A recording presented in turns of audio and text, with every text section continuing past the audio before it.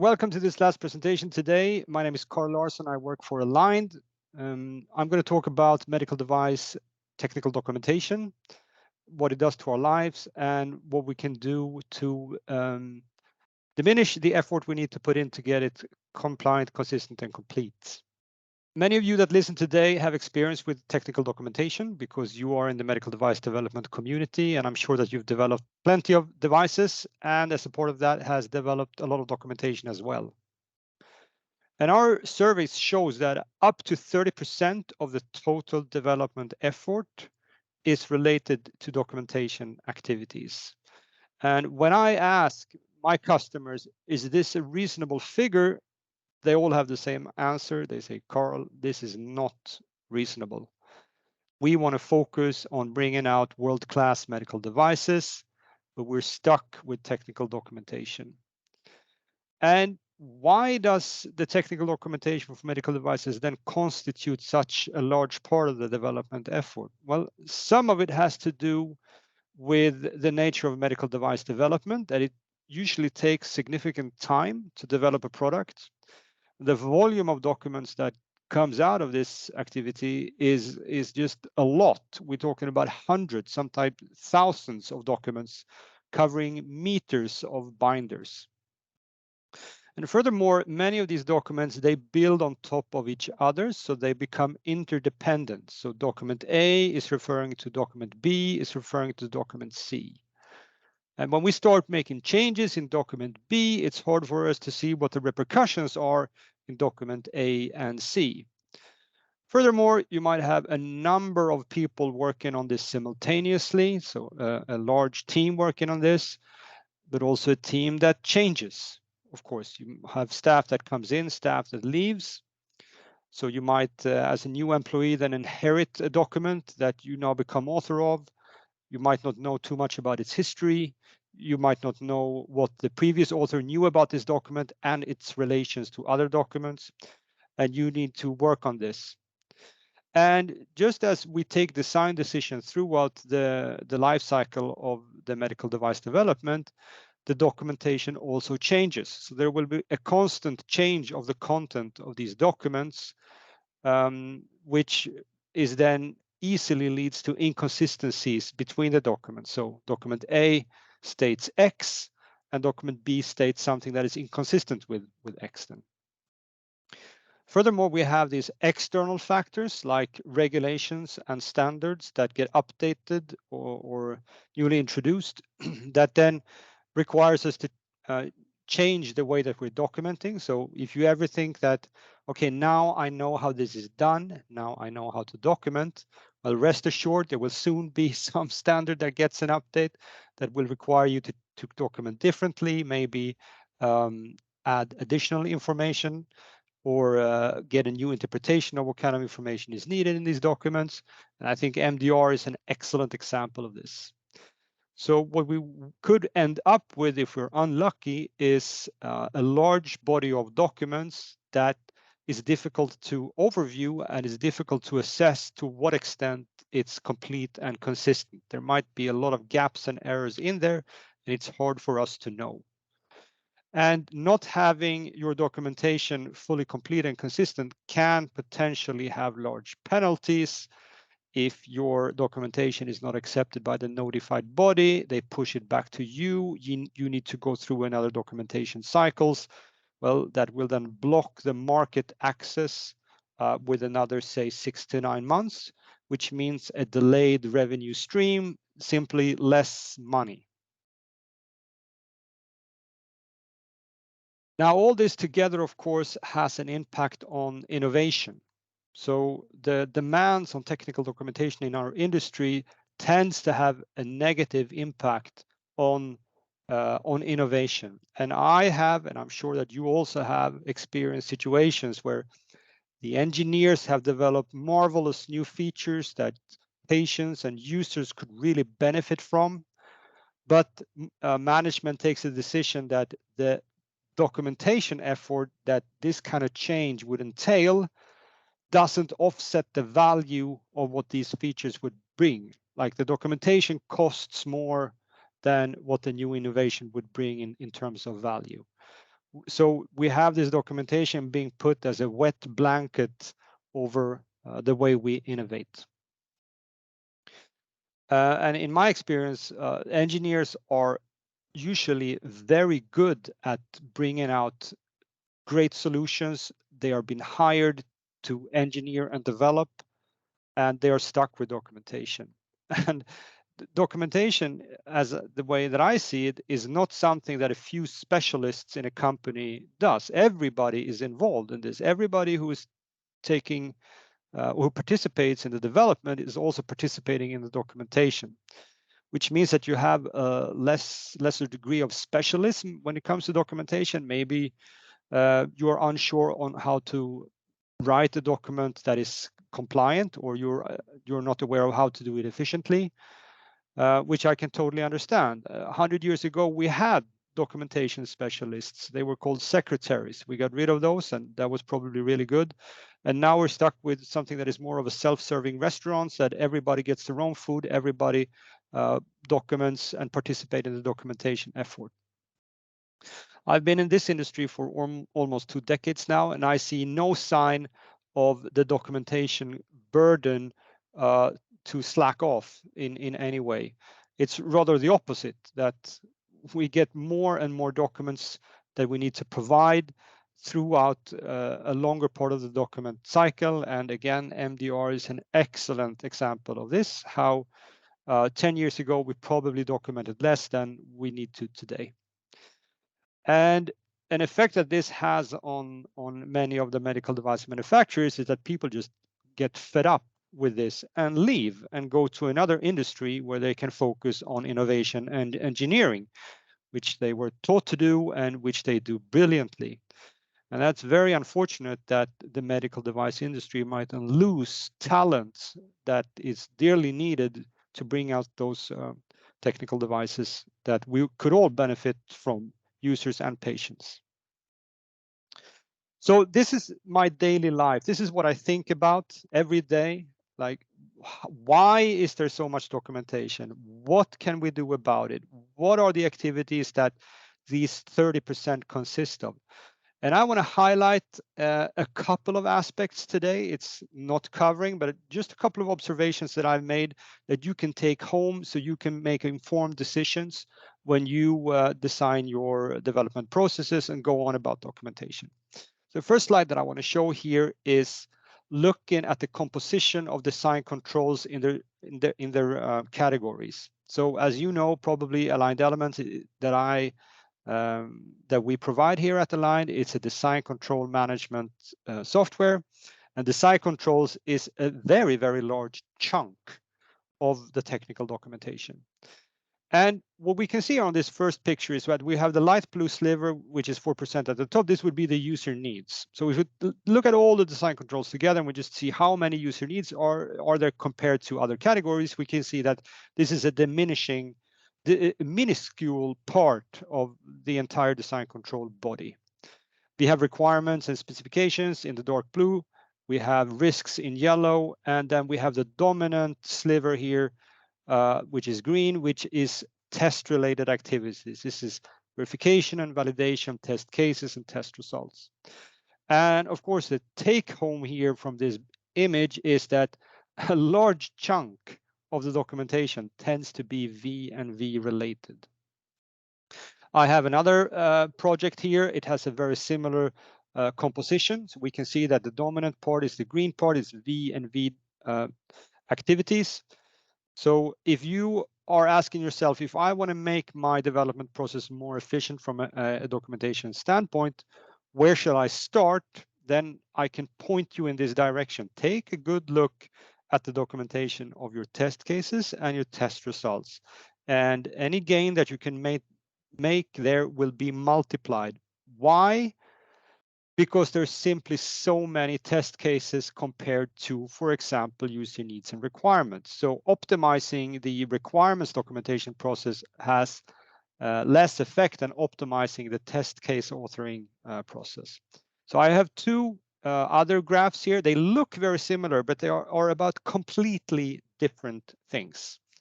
So the leftmost graph here is again a decomposition of the number of design control items per type.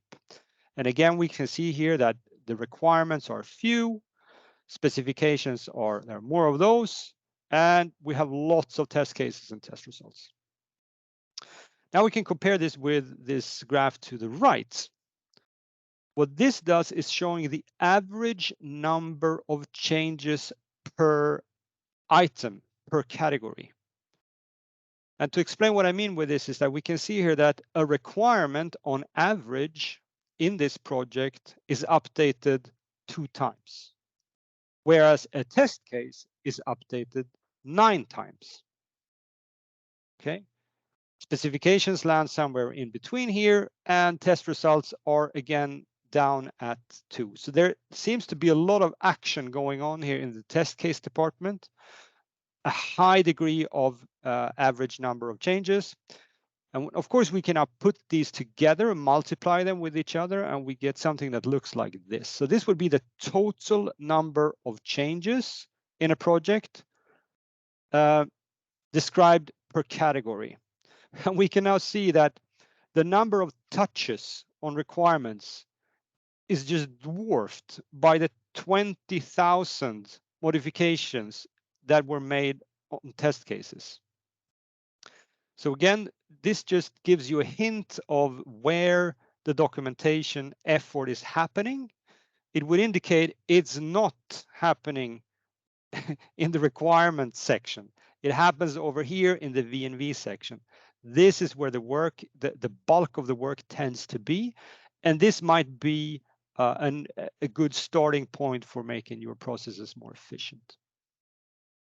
And we can now ask ourselves, why is it this way? Because requirements engineering is a big topic. Yeah, so why don't we see more volatility when it comes to requirements? Why don't we see more changes happening there?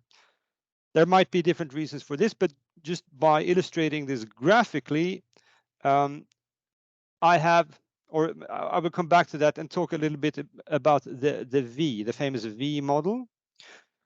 And what we saw here on in our graph is that there's more specifications that there are requirements, and this is a tendency that I see by a lot of projects. That if you have a V model in your development that consists of many levels, and these levels then represent some kind of decomposition. So starting out with user needs or stakeholder needs being broken down into product requirements maybe, or to system requirements and to subsystems and then to modules and then components, we can see that for each level, in average, the number of items double. Okay, so if you have 100 user needs, it's not uncommon to see 200 system requirements, 400 subsystem requirements, 800 component requirements. So the more levels you have, the more items you will have per level at the bottom. Roughly, it tends to double. And what is then the information at each level? Well, of course, as I said, this should be some kind of a decompositioning going on here. So we should get more and more concrete as we travel down the left side of the V, getting more and more accurate in what we're trying to build and what we're trying to specify. However, I often see that the granularity or the concretization of a particular feature does get sufficiently described on a higher level.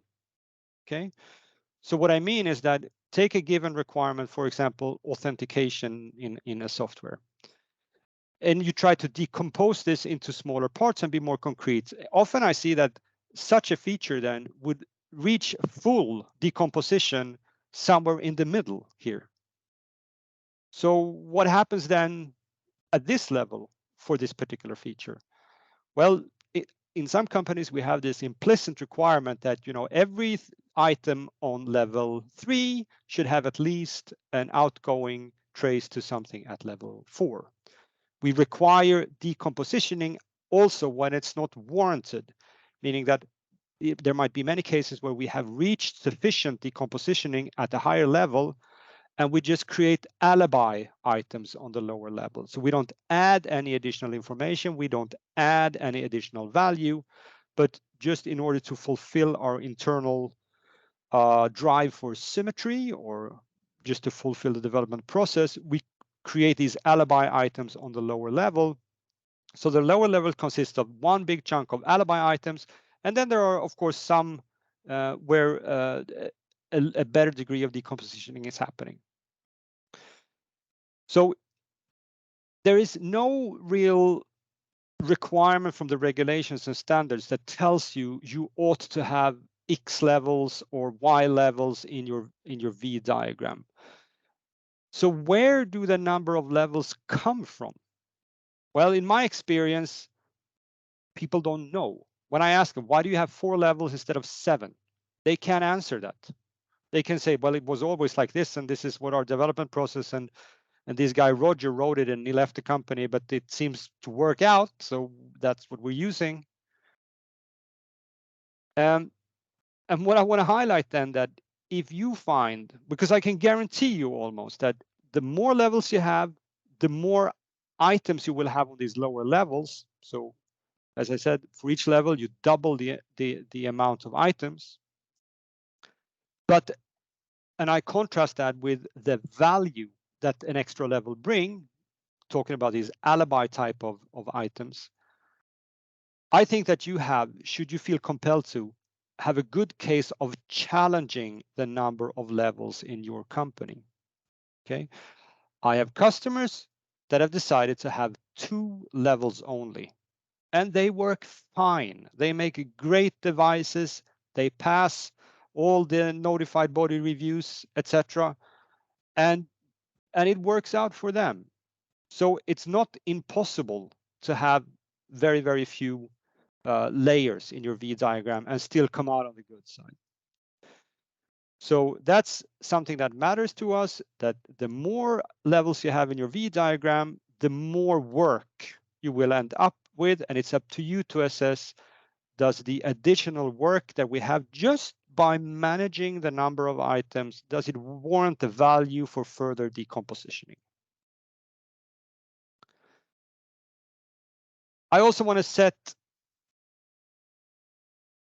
a requirement and a test case next to each other. And Peter already showed this, that, and I concur with him, that we often see these kind of descriptions for test cases when it comes to verification of medical devices. And if you look at them side by side, you see that there's not a whole lot of information going on here on the left side for a requirement, but there is a lot of information on the right side, which might explain why this has 9 changes in average and this only has 2 changes in average. There's simply not as much data to disagree about. And I also, this can of course have many different reasons why it's structured like this. On one hand, we can kind of afford being a bit fussy when it comes to requirements. Like we don't want to lock in the engineer in a particular solution. We want them to use the best way to solve this, so we can be a bit inconcrete here when we stipulate our requirements. The test cases, on the other hand, they are super concrete. Okay, here it's no fussiness going on here on the test case side. It's super concrete, and sometimes this concreteness and require us to just use more information to describe what's going on. Do we need all these fields? Are we required to use all these fields? Not that I know. If we ask FDA QSR 20, they just talk about 5 things. Then they talk about what you should deliver in a test is the thing you're testing, the method you're using, the objective evidence for design output, meaning the design input, the date of the execution, that's not hard, the person performing the test. 5 things required by the FDA. So we can conclude that it's not FDA that came up with all these things, with all these individual fields.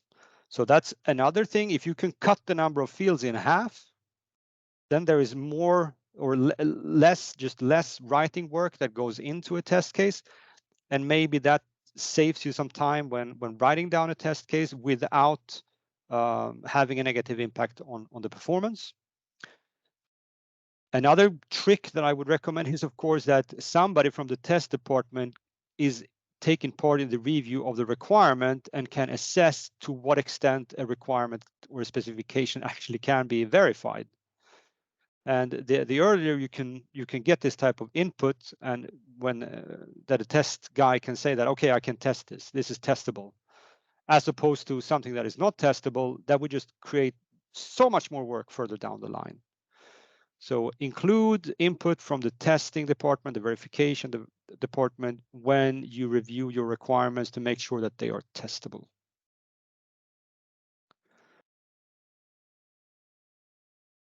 Now, medical device development documents are notoriously interdependent.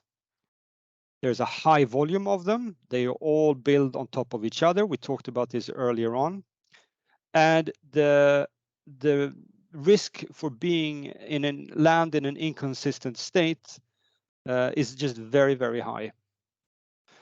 And an example of this that I nicked from our good friends at QAdvis was from one of their presentations, where they said, when we review documentation, we would like to see things like intended use, product name, trademark names, etc., to be consistently used throughout the documentation. And this person at QAdvis, they said, let's take the example of the device description. So the device description turns up in the device design document, in the declaration of conformity, and the risk management plan, in the labeling documents, and in the SCP, for example. And they experience many times that it's completely different described in all these documents. And it's easy to understand why this would be the case, because these documents are, of course, written by different people at different times during the development life cycles. So I'm not at all amazed or confused that this actually happened. I can definitely see that this happens. And this is just one example of inconsistencies that can creep in into your development documentation. And I think another great example that she mentioned was the name of the product. So when you start out early in the development, you have some kind of working name, an internal name for the product. And then 3 weeks before release of the product, and the market team comes in and say, we need to change the name. We need to have a proper name, a better name that it's for, I don't know, copyright reasons, or we wanted to contain the word AI because it's AI now, everything. And then you have, of course, different names of your device in different parts of your documentation.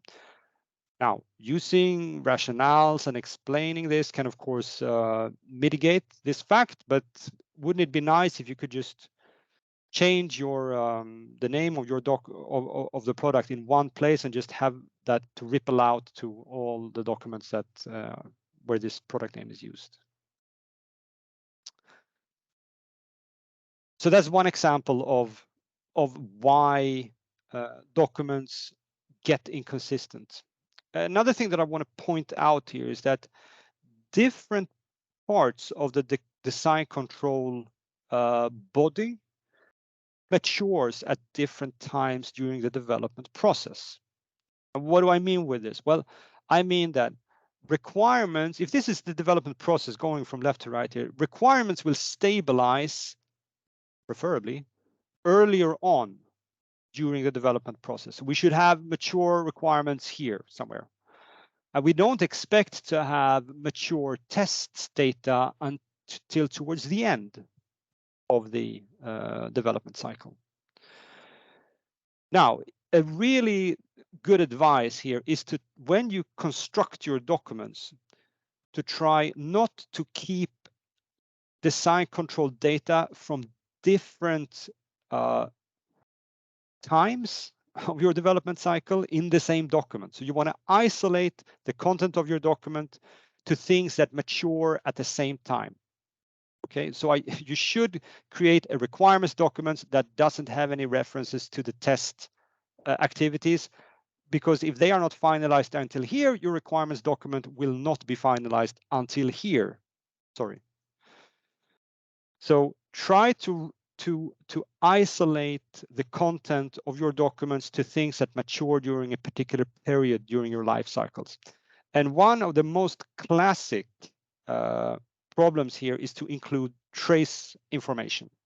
So you create a requirements document, and then you create that contains traceability information to specifications, for example. Then you have, in an excellent way, made your requirements document completely dependent on what's happening in the specification document. And your requirements document will not mature and stabilize until your specification document has stabilized. So you have made them dependent on each other. And my recommendation, if you want to try to keep your document stable and reduce the risk of inconsistencies, is to isolate this from each other. And if you know that there is data that is going to be volatile for a long time, try to put them in separate documents in a dedicated place. So those of you who have done software development, you are very well familiar with these kind of concepts, that we try to isolate the things that are static and that don't change in a couple of components, and the things that are volatile, we try to put them in other components so we can keep them apart and we can minimize the inconsistencies between them.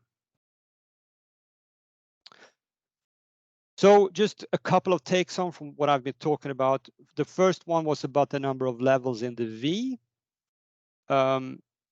It matters. Okay, so the number of levels you have in your V has an impact on the documentation effort. More levels, more effort. Could also mean more value, but it's up to you to decide. If you want to challenge this in your organization, I got your back. I also want to highlight that a big part of the DHF for the technical file has to do with verification and validation activities. So if you don't know where to start, if you want to try to reduce the documentation effort, I suggest you take a look at how do you document tests, how do you document test results, how do you document validations, etc.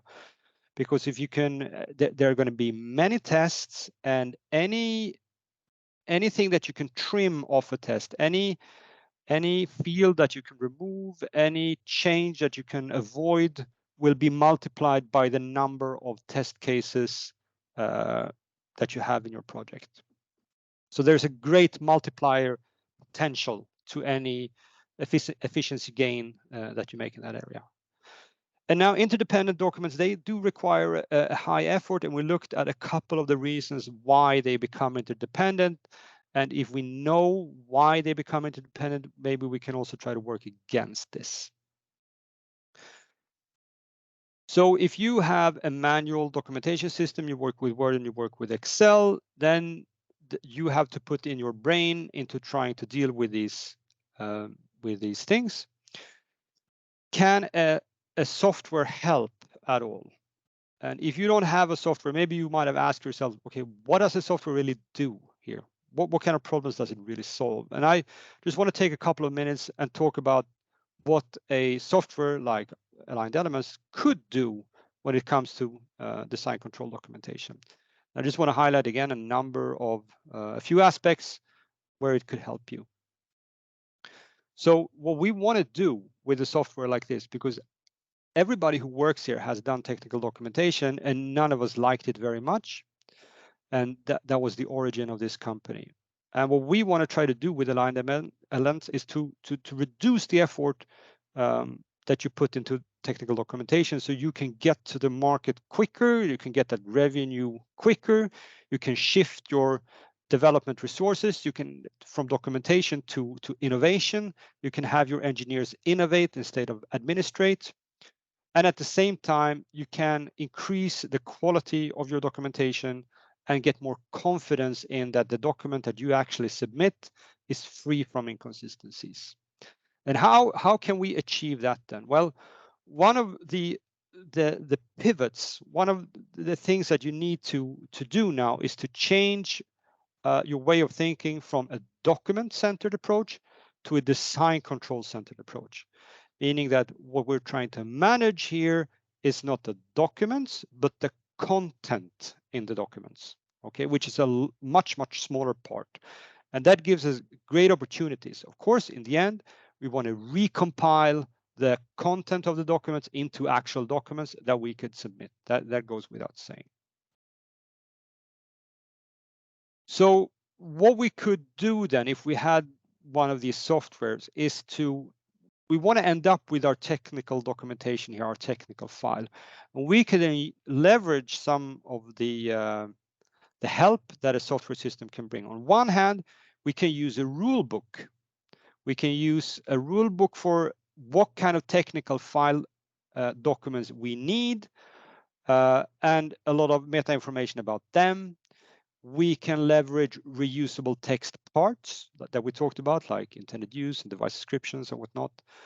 And we can also leverage the design control items that we have now isolated and that we manage individually, and use these three things then to compile our documentation. Starting out with this technical file template. What do I mean with this? What I mean is that when you start a new project and when you start your documentation, you can tell a system like Aligned Elements, all right, for this project, I'm going to need the following documents. And they will be these rules, like what documents you need, what document type it is, what kind of document template, which is of course your latest template that needs to be used, who is going to sign off on these documents, for example, when this particular document needs to reach a particular maturity. These are rules that you can then configure into a system for technical file management. And with a simple click, you have this rule book in your project, and you can then start generating the concrete technical file that corresponds to these required files by the rules. And should your projects vary in the sense of, say, for example, that some of them have software and some of them don't have software, then they will, of course, need a different sets of documents in their technical file. Then using a technical file design assistant, you can then, with a few simple clicks, just answering a couple of questions on the form of like, does your product include software? Yes or no. And when you've answered the questions, Aligned Elements will then adapt the rule book to your product and the requirements of your particular product. So very easy to do, couple of clicks, and you get a rule book that is tailored to a particular product, the particular product you want to develop. What we can also leverage now is the reusability of text components. So let's start out with an empty project. We upload a library of document text parts, or text parts that we know just by looking at Annex 2 will reoccur in many places in your documentation. And you can then document these individual text parts for your particular product. We can also include help text, like when you write this part, what do you need to consider? What will be appropriate examples? So you can just quickly get these reusable parts established and ready to be used. And then you can then insert these text part in any of the documents that where they belong. And a system like Aligned Elements would then know automatically in which document a particular text part goes. So the intended use in this example is found in these two documents, and Aligned Elements will know this and will can tell you this with a single click. And should the intended use, of course, change at some point, then it takes a click to update the intended use text part in these documents without even having to open them. So that's one way that you can then try to get around the problem of text parts that reoccur in many documents. Then we get to the part that is called design controls. And the design controls, with that I mean all the requirements and specifications and risks and tests and bugs and other things, basically the things that makes up the traceability in your technical documentation. And this is, of course, where a software excels, because you can then tell the software about the relationships between these different types of design controls. So by configuring a software like aligned elements, we can tell it, this is the expected traceability, this is the data that we need for each of the individual item here. And aligned elements can then use this to assess the information that you have submitted. So when you have written your requirements, aligned elements can assess to what extent they fulfill your quality rules. And you can use aligned elements to tell you about these potential errors and highlight those items that are compliant versus not compliant, so you can quickly identify those who are not compliant and address that upfront. You will, of course, also have a complete history of each of these design control items, and you can go back and see who made what changes at which point in time. So if you have a question about how on earth did they come up with this, you know exactly who to ask and who can give you more information about the history of each of these individual design control items. Now, so aligned elements, it means that it can detect errors because you have supplied it with the expected, for example, traceability and how the items relate to each other.